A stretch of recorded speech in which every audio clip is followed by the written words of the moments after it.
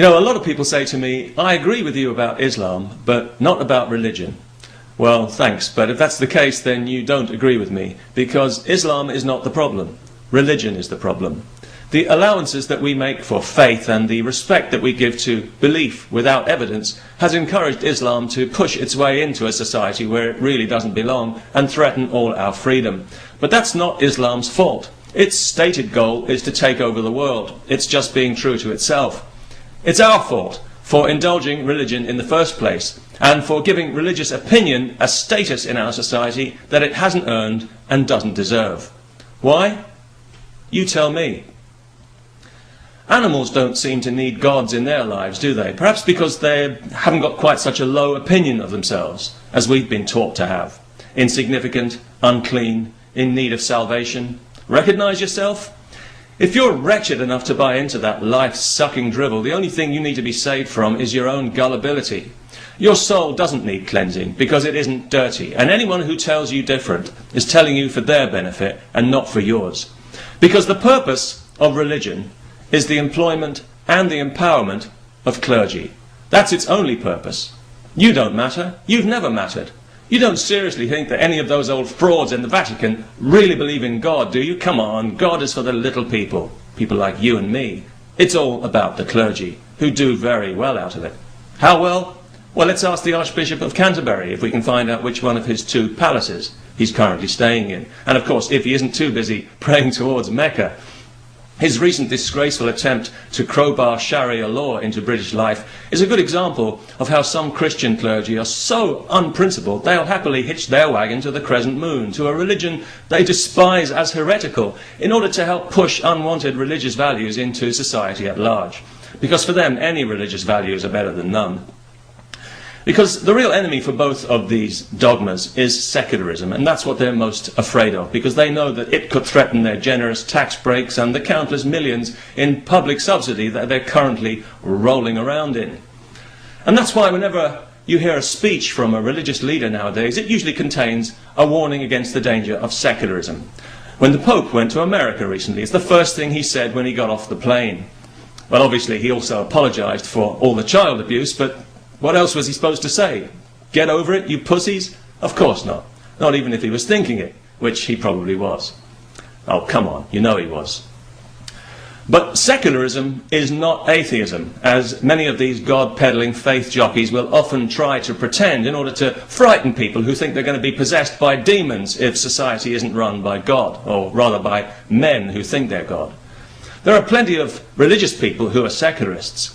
They believe in God, but they've got too much class to try and force their views on everyone else. And that's all secularism means. It means religious freedom for everybody, not just for religious people. It means respecting everyone's right to worship freely, but removing the power of the middleman, the clergyman, the self-appointed intermediary to interfere and meddle uninvited in people's lives. No wonder these pious parasites are more afraid of it than they are of hellfire itself. Secular phobia. Is that even a word? Well, I guess it is now. Now, I realise that all this sounds very negative, but let me assure you that I'm actually very optimistic about the future of humanity, at least in the long term, because I just don't think it's possible for us to stay this stupid forever. We'll try, of course, and some of us will really dig our heels in too, no doubt. But I think despite ourselves, we will eventually evolve into something a bit more intelligent, a bit more compassionate, and a bit less afraid of our own shadow. And when that happens, well, religion will simply die a natural death of acute embarrassment, if there's any justice. The thing is, though, I don't want it to take thousands of years. I want it to happen now. Partly because I'm a modern kind of guy and I want everything now, but also because it pretty much needs to happen now if we want to keep our freedom. If we don't shake off religion, we are not going to shake off Islam. It's that simple, because Islam is here to stay. Any population projection will confirm that. In a couple of generations, some parts of Europe will have no choice but to democratically allow Sharia law, which, as we know, discriminates against and victimizes women, Jews, homosexuals, and, well, pretty much anybody who isn't a heterosexual Muslim male, preferably with a beard. So Islam needs to be neutralized in Europe now, before it's too late. Not by engaging it in respectful dialogue and throwing money at it as usual, but by doing what we should have done years ago and by legislating religion out of public life and back into the private domain where it belongs. Right now, Islam is laughing at us.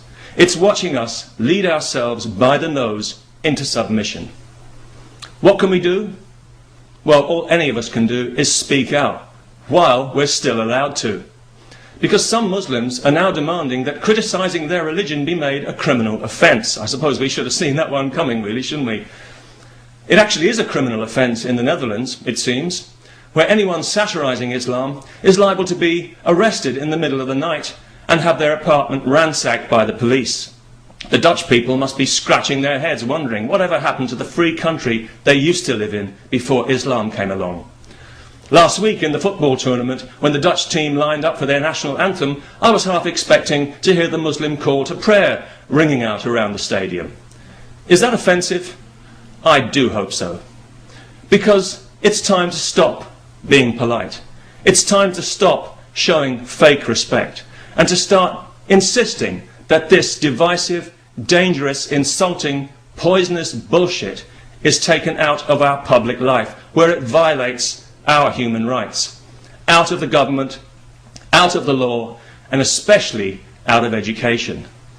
And all the vast army of self-interested, money-grubbing clergy and lobby groups and other assorted faith-based so-called community leaders who currently feed on our freedom like maggots should be told exactly what they can do with themselves in the bluntest possible terms.